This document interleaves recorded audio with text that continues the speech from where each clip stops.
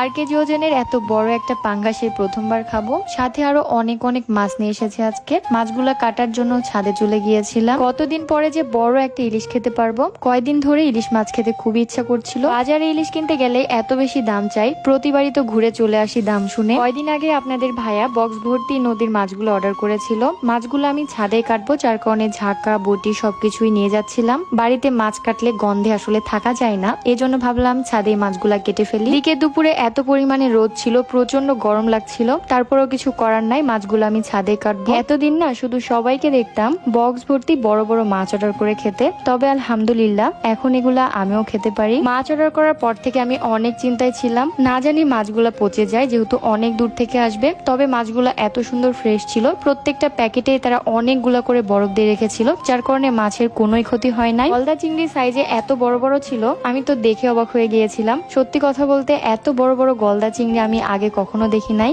বাজারের গুলা তো অনেক ছোট ছোট হয়, তবে এই গলদা চিংড়ি গুলা খুবই বড় ছিল। জানি না ক্যামেরাতে কতটুকু বোঝা যাচ্ছে। এখন আপনারা অনেকেই বলতে পারেন, আপনি মনে হয় জীবনের প্রথম এত বড় বড় মাছ দেখলেন। হ্যাঁ, এটা সত্য কথা, আমি জীবনের প্রথম এত বড় বড় গলদা চিংড়ি, কোরাল, নদীর পাঙ্গাস মাছ দেখলাম। কয়দিন ধরে ইলিশ খেতে খুবই ইচ্ছা করছিল। বাজারে যে দাম শুনে শুনে বাসায় ঘুরে আসতাম। আর তাছাড়াও বাজার থেকে ইলিশ কিনলে কোনোই স্বাদ পাওয়া যায় না রান্না করার পর। আমি তো শুনেছি আগে ইলিশ রান্না হলে বাড়ির আশেপাশের 4টা বাড়িতেও নাকি ঘ্রাণ ছড়িয়ে যেত, তবে এখন আর ইলিশ রান্না করলে তেমন ঘ্রাণ পাওয়া যায় না, কারণ তারা সামুদ্রিক ইলিশ দিয়ে দেয়, যার কারণে তেমন একটা স্বাদ পাওয়া যায় না। এতগুলা নদীর মাছ আমরা বাংলা ফিশ মার্কেট থেকে অর্ডার করেছিলাম, তবে তারা কিন্তু কোনো ফ্রোজেন মাছ দেয় না। আজকে অর্ডার করলে পরদিন তারা ঘাট থেকে মাছ সংগ্রহ করে পাঠিয়ে দেয়। নদীর মাছ এবং সামুদ্রিক মাছ সবগুলাই আপনারা বাংলা ফিশ মার্কেটে পেজ থেকে পেয়ে যাবেন। আপনাদের ভাইয়া তো একসাথে অনেকগুলা মাছ অর্ডার করেছিল, ইলিশ, আয়, নদীর পাঙ্গাস, কোরাল, রূপচাঁদা, গলদা চিংড়ি, টুনা মাছ এবং নদীর রিঠা মাছ। এবার প্রথম আমার নদীর রিঠা মাছ খাওয়া হবে। একটা সময় ছিল যখন আসলে এত দামি দামি মাছ সবার শুধু খাওয়াই দেখতাম,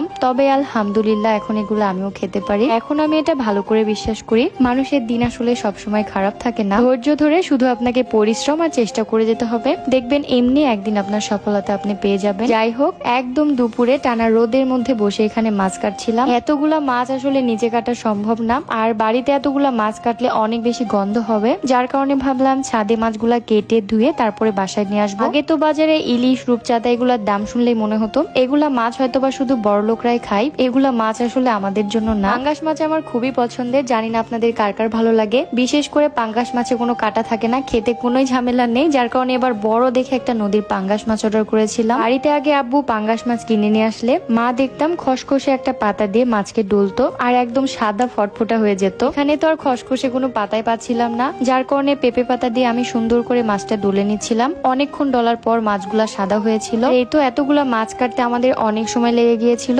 প্রত্যেকটা ইলিশের পেটে ভরপুর ডিম ছিল। তো যাই হোক, আজকের মতো ভিডিও এখানে শেষ করছি। সবাই ভালো থাকবেন, আর ভিডিও ভালো লাগলে অবশ্যই শেয়ার করে আমার পেজে ফলো দিয়ে আমার পাশেই থাকবেন। আল্লাহ হাফিজ।